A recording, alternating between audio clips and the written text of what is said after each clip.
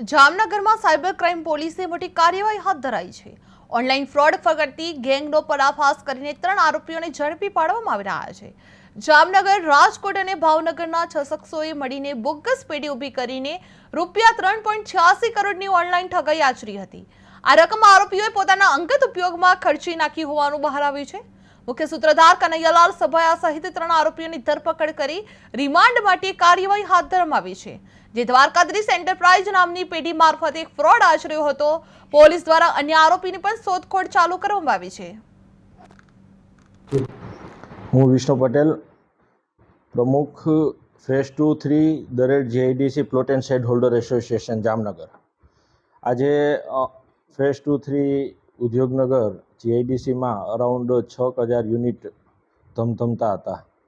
જ્યારે એલપીજીની શોર્ટેજ શરૂ થઈ ત્યારથી આ 6,000 યુનિટો પર ઘણી બધી માઠી અસરો જોવા મળે છે।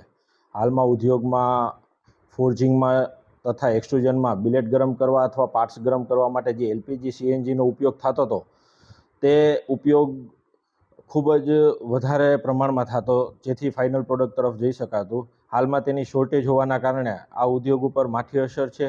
તેમજ આગળ રો મટીરિયલ ફિનિશ ગુડ તરીકે જે સપ્લાય થશે એ સપ્લાયમાં પણ ડિલેનો એક પીરિયડ જોવા મળશે, જેથી વૈશ્વિક મંદી તરફ આ શોર્ટેજ એક માનવ જીવનમાં ઉભરી આવી છે, જેને ફૂલફિલ કરવા માણસો આજે બાયો પેલેટ્સમાં પણ જવા માટે મજબૂર બન્યા છે।